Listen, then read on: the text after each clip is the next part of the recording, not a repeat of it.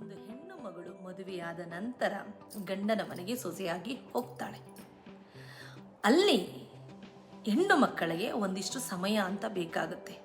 ಅಲ್ಲಿ ಸೊಸೆಯಾಗಿ ತನ್ನ ಕರ್ತವ್ಯಗಳನ್ನು ಅಚ್ಚುಕಟ್ಟಾಗಿ ನಿಭಾಯಿಸಬೇಕು. ಅತ್ತೆಯೊಂದಿಗೆ, ಮಾವನೊಂದಿಗೆ, ಈ ಥರ ಸಂಬಂಧಗಳು ಏನಿರ್ತವೆ ಅವರೆಲ್ಲರ ಒಂದಿಗೆ ನಾನು ಒಟ್ಟಾಗಿ ಚೆನ್ನಾಗಿ ಬೆರೆತು ಅವರಲ್ಲಿ ಒಬ್ಬಳಾಗಬೇಕು ಅಂದರೆ ಇಂತಿಷ್ಟು ಸಮಯ ಅಂತ ತಗೊಳ್ಳುತ್ತೆ. ಆ ಸಮಯಾವಕಾಶವನ್ನು ನಾವು ಕೊಡಬೇಕಾಗತ್ತೆ. ಆದರೆ ಕೆಲವು ಹೆಣ್ಣು ಮಕ್ಕಳು ಎಷ್ಟೇ ಸಮಯವನ್ನು ತಗೊಂಡ್ರೂ ಕೂಡ ಆ ಮನೆಗೆ ಹೊಂದಿಕೊಳ್ಳೋದಿಲ್ಲ. ಆ ಮನೆಯನ್ನು ತನ್ನ ಮನೆ ಅಂತ ಭಾವಿಸೋದಿಲ್ಲ. ಅತ್ತೆ ಮಾವನನ್ನು ತನ್ನ ತಂದೆ ತಾಯಿ ರೀತಿಯಲ್ಲಿ ನೋಡೋದಕ್ಕೆ ಆಕೆಗೆ ಇಷ್ಟ ಇರೋದಿಲ್ಲ. ಈ ರೀತಿಯ ಸೊಸೆಯಂದಿರ ಮಧ್ಯದಲ್ಲಿ ಒಂದು ಅಪರೂಪದ ಅಪರಂಜಿ ಅಂತ ಕೆಲವು ಹೆಣ್ಮಕ್ಳು ಇರ್ತಾರೆ. ನಿಜಕ್ಕೂ ಅವ್ರಿಗೆ ತನ್ನ ಗಂಡನ ಮನೆಯೇ ಸರ್ವಸ್ವ ಆಗಿರುತ್ತೆ. ತನ್ನ ಗಂಡನ ಕಡೆಯವರು ಎಲ್ಲರನ್ನ ಅವರು ಪ್ರೀತಿ ಮಾಡ್ತಾ ಇರ್ತಾರೆ. ಅತ್ತೆ ಮಾವನನ್ನ ತಂದೆ ತಾಯಿ ರೀತಿಯಲ್ಲಿ ನೋಡ್ಕೊಳ್ತಾ ಇರ್ತಾರೆ. ಈ ಮನೆಯ ಅಭಿವೃದ್ಧಿ ನನ್ನ ಆದ್ಯ ಕರ್ತವ್ಯ. ನನ್ನ ಗಂಡನನ್ನ ಅಭಿವೃದ್ಧಿ ಪಡಿಸೋದ್ರ ಜೊತೆಗೆ ಈ ಮನೆಯ ಉದ್ಧಾರಕ್ಕಾಗಿ ನಾನು ಶ್ರಮಿಸಬೇಕು. ಎಲ್ಲರೊಂದಿಗೆ ನಾನು ಬೆರೆತು ಹೋಗಬೇಕು. ಎಲ್ಲರಲ್ಲಿ ಒಬ್ಬಳಾಗಿ ಅಭಿವೃದ್ಧಿಯ ಕಡೆ ಗಮನ ಹರಿಸಬೇಕು. ಕೊಟ್ಟ ಮನೆಯಲ್ಲೇ ಒಂದು ಒಳ್ಳೆಯ ಹೆಸರನ್ನ ತರಬೇಕಾದ ನನ್ನ ಆದ್ಯ ಕರ್ತವ್ಯ ಅನ್ನೋ ಎಷ್ಟು ಆದರ್ಶ ಮಹಿಳೆಯರು, ಹೆಣ್ಣು ಮಕ್ಕಳು ಇವತ್ತಿಗೂ ಇದ್ದಾರೆ. ಆದರೆ ಎಷ್ಟು ಜನ ಇಂತಹ ಹೆಣ್ಣು ಮಕ್ಕಳಿಗೆ ಗಂಡನಾಗಲಿ, ಅತ್ತೆ ಮಾವ ಆಗಲಿ, ನಾದಿನಿದಿರಾಗಲಿ ಸಪೋರ್ಟಿವ್ ಆಗಿ ಕರೆಕ್ಟು ನೀನಿರೋದು, ನಾವು ಟೈಮ್ ಕೊಡ್ತೀವಿ, ಅಡ್ಜಸ್ಟ್ ಆಗು, ನೀನು ಮಾಡ್ತಿರೋದು ಕರೆಕ್ಟಾಗಿದೆ ಅಂತ ಮೋಟಿವೇಟ್ ಮಾಡಿ ಆಕೆಯನ್ನು ಕೈ ಹಿಡಿದು ನಡೆಸ್ತಾರೆ. ಈ ರೀತಿ ಆಗಿಬಿಟ್ರೆ ಯಾವ ಕುಟುಂಬಗಳು ಹೊಡೆಯೋದಿಲ್ಲ. ಆದರೆ ಬದಲಾಗಿ ಯಾವ ಹೆಣ್ಣು ಮಕ್ಕಳು ಒಳ್ಳೆ ಮನೋಭಾವನೆಯನ್ನು ಇಟ್ಕೊಂಡಿರ್ತಾರೆ ಅವರಿಗೆ ಕೊಂಕು ಮಾತುಗಳನ್ನಾಡಿ, ಓ ನೀನು ಹೆಚ್ಚುಗಾರಿಕೆ ತೋರಿಸೋದಕ್ಕೆ ಬಂದಿದೀಯಾ, ಓ ನೀನು ಉದ್ಧಾರ ಮಾಡಿಬಿಡ್ತೀಯಾ, ನೀನು ಬಂದುಬಿಟ್ರೆ ಎಲ್ಲ ಆಗೋಗ್ಬಿಡುತ್ತಾ, ಓ ಎಷ್ಟೇ ಆಗಲಿ ನೀನು ಸೊಸೆನೇ, ನೀನು ಮಗಳಾಗೋದಕ್ಕೆ ಸಾಧ್ಯನೇ ಇಲ್ಲ, ನೀನು ಅತ್ತಿಯೇನೇ ಅಂತ ಯಾವಾಗ ನಾವು ಚುಚ್ಚು ಮಾತುಗಳನ್ನು ಪದೇ ಪದೇ ಆ ಹೆಣ್ಣು ಮಗಳಿಗೆ ಆಡ್ತಾ ಹೋಗ್ತೀವಿ, ಆಕೆ ಎಷ್ಟೇ ಕಷ್ಟಪಟ್ಟು ಶ್ರಮಿಸಿದ್ರೂ ಕೂಡ ಒಬ್ಬಳನ್ನಾಗಿ ಸ್ವೀಕಾರ ಮಾಡೋದಿಲ್ಲ. ನಿಂದನೆಗಳನ್ನು ಮಾಡ್ತಾ ಮಾಡ್ತಾ ಆಕೆಯನ್ನು ಮೂಲೆ ಗುಂಪು ಮಾಡ್ತೀವಿ. ಆಗ ಆಕೆ ಎಷ್ಟು ಅಂತ ಸಹಿಸ್ಕೊಂಡು ಹೋಗ್ತಾಳೆ. ಆಕೆ ಗಂಡನಲ್ಲಿ ತನ್ನ ಹಳಲನ್ನು ತೋಡ್ಕೊಂಡಾಗ ಗಂಡ ಏನಾದರೂ ಸಪೋರ್ಟಿವ್ ಆಗಿ ನಿಂತ್ಕೊಂಡ್ರೆ ಓಕೆ, ಅದೂ ಇಲ್ಲ ಅಂದಾಗ ಆಕೆಯ ಮನಸ್ಥಿತಿ, ಪರಿಸ್ಥಿತಿ ಏನಾಗ್ಬೋದು. ಅದು ಏನೇ ಇರಲಿ ಅದೆಲ್ಲವನ್ನ ಸಹಿಸಿಕೊಂಡು ಆಕೆ ಹೋಗ್ತಾಳೆ ಅಂತ ಇಟ್ಕೊಳ್ಳಿ. ಮುಂದೊಂದು ದಿನ ಈ ಎಲ್ಲ ಅವಮಾನಗಳು, ನಿಂದನೆಗಳನ್ನು ತೊರೆದು ಯಾರೂ ಬೇಡ ನನಗೆ, ನಾನು ಒಂಟಿಯಾಗಿದ್ದು ಬಿಡ್ತೀನಪ್ಪ ಅಂತ ಹೇಳಿ ಒಂಟಿಯಾಗಿ ಇರ್ತಾಳೆ. ಅಕಸ್ಮಾತ್ ಗಂಡ ಸಪೋರ್ಟಿವ್ ಆಗಿದ್ರೆ ಗಂಡನ ಜೊತೆ ಇರ್ತಾಳೆ. ತನ್ನದೇ ಆದ ಒಂದು ಸಂಸಾರ ಸಪರೇಟ್ ಮಾಡ್ಕೊಂಡು ಹೋಗ್ತಾಳೆ. ಅಲ್ಲೂ ಕೂಡ ಆದರ್ಶಗಳನ್ನು ಬಿಟ್ಟಿರೋದಿಲ್ಲ.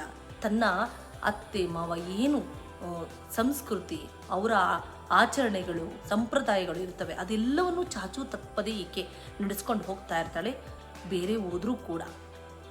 ಆಗ ನೋಡಿ, ಅಕಸ್ಮಾತ್ ಆಕೆ ಏನಾದರೂ ಸಾಧನೆ ಮಾಡಿದ್ರೆ ಅಲ್ಲಿನ ಅವರ ಕುಟುಂಬದವರ ಕಡೆಯಿಂದ ಬರುವಂಥ ಕಮೆಂಟ್ ಏನಾಗಿರುತ್ತೆ ಅಂದರೆ, ಇವಳ ಮನೆ ಒಡೆದು ಹೋದವಳು, ಇವಳು ಬಾಳೋದಕ್ಕೆಲ್ಲ ಆಯ್ತು, ಇವಳು ಅಡ್ಜಸ್ಟೇ ಆಗಲಿಲ್ಲ, ಇವಳು ನಮ್ಮನ್ನೆಲ್ಲ ತೊರೆದ್ಲು. ಆ್ಯಕ್ಚುಲಿ ಆಕೆ ಅವ್ರನ್ನ ತೊರೆದಿರೋದಿಲ್ಲ, ಇವರೇ ಆಕೆಯನ್ನು ದೂರ ಮಾಡಿರ್ತಾರೆ.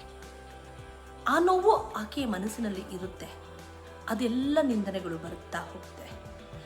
ಅದೆಲ್ಲವನ್ನು ಮೆಟ್ಟು ನಿಂತು, ಹೌದು ನಾನು ಕೆಟ್ಟೋಳೆ, ಹೌದು ನಾನು ಹೊರಗಡೆ ಬಂದಿದ್ದೀನಿ, ಸರಿ ಬಿಡಿ ಆಯಿತು, ನಿಮ್ಮ ಪಾಡಿ ನೀವಿರ್ರಿ ಅಂತ ಏನಾದರೂ ಸಾಧನೆ ಮಾಡ್ತಾಳೆ ಅಂತ ಇಟ್ಕೊಳ್ಳಿ. ಸೊಸೈಟಿನಲ್ಲಿ ಬೆಳೆದು ನಿಂತ್ಕೊಳ್ತಾಳೆ. ಆಗ ಈಕೆ ನನ್ನ ಊರ್ಗಿತ್ತಿ, ಈಕೆ ನನ್ನ ಅತ್ತಿಗೆ, ಈಕೆ ಹೀಗೆ ನನಗೆ ಸಂಬಂಧಪಟ್ಟವಳು ಅಂತ ಸಂಬಂಧಗಳನ್ನು ಹುಡುಕೊಂಡು ಹೊರಡಿ ಬರ್ತಾರೆ. ಬಟ್ ಆಕೆಗೆ ಅವರನ್ನು ಕ್ಷಮಿಸುವಷ್ಟು ಮನಸ್ಸು, ತಾಳ್ಮೆ ಯಾವುದೂ ಇರೋದಿಲ್ಲ. ಏಕೆಂದರೆ ಕುಟುಂಬವನ್ನು ಒಗ್ಗೂಡಿಸಿ ಒಟ್ಟಾಗಿ ನಾವೆಲ್ಲರೂ ಬೆಳೀಬೇಕು ಅನ್ನೋ ಮನೋಭಾವನೆಯನ್ನು ಇಟ್ಟುಕೊಂಡು ಬಂದಂತಹ ಹೆಣ್ಣು ಮಕ್ಕಳಿಗೆ ಆದಷ್ಟು ನಾವು ಸಾಮಾನ್ಯವಾಗಿ ಆಗೋದು ಹೀಗೆ ರೀ, ಕೆಟ್ಟ ಹೆಣ್ಣು ಮಕ್ಕಳಿಗೆ ಒಳ್ಳೆಯವರು ಸಿಗ್ತಾರೆ, ಒಳ್ಳೆಯವರಿಗೆ ಕೆಟ್ಟವರು ಸಿಗ್ತಾರೆ, ಹಾಗೆ ಆಗಿಬಿಡುತ್ತೆ. ಯಾವ ಹೆಣ್ಣು ಮಕ್ಕಳು ಎಲ್ಲವನ್ನ ನಾನು ಕೂಡಿಡುತ್ತೇನೆ, ಏನೋ ಒಂದು ಮಾಡ್ತೀನಿ ಅಂತೀವಿ, ಆಗ ನಾವು ಡಿಗ್ರೇಡ್ ಮಾಡ್ತಾ ಹೋಗ್ತೀವಿ. ಕೊನೆಗೊಂದು ದಿನ ಆಕೆ ಸಾಧನೆ ಮಾಡಿದ್ರೆ ಅದನ್ನು ನೋಡಿ ಸಹಿಸ್ತೀವಾ? ಇಲ್ಲ, ಅದಕ್ಕೊಂದು ಪಟ್ಟ.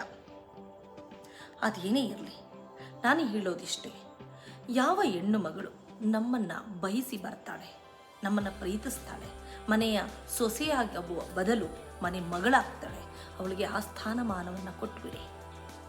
ಆಕೆ ಯಾವತ್ತೂ ಯಾವುದನ್ನು ಕಳೆಯೋದಕ್ಕೆ ಬಯಸೋದಿಲ್ಲ, ಉದ್ಧಾರ ಮಾಡೋ ಪ್ರಯತ್ನವನ್ನು ಮಾಡ್ತಾಳೆ.